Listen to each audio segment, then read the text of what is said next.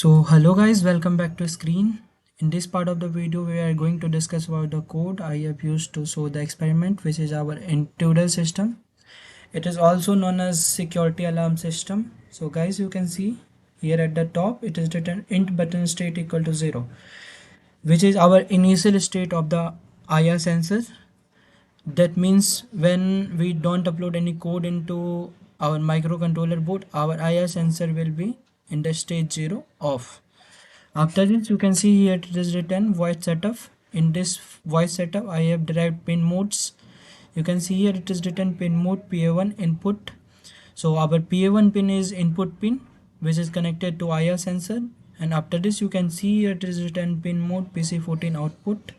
So our PC14 pin is output pin, which is connected to buzzer. After this, you can see here it is our void loop function.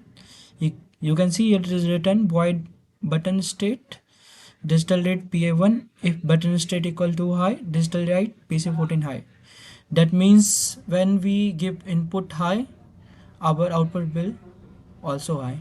You can see after this you can here it is written else if button state equal to low, digital write PC14 low.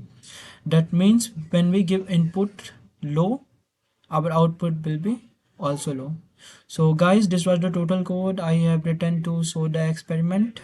You can see I have selected my Zendik STM32 F4 series board. Let's compile it and see what will happen.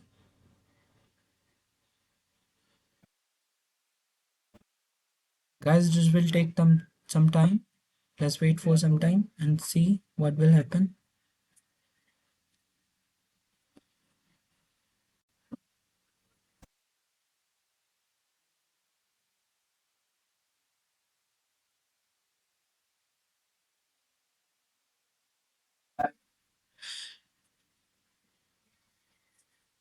Let's wait for more.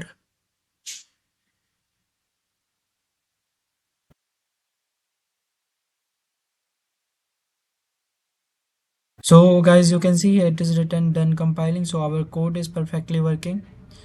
So this was the total code I have written to show the experiment. Thanks a lot for watching. See you soon. So welcome back guys. After doing all the process, now it's time to test the circuit. So let's do it. You can see when I let my hand in front of IR sensor, it is working correctly and making sound. So guys, this was our whole experiment. So thanks a lot for watching the video. See you soon.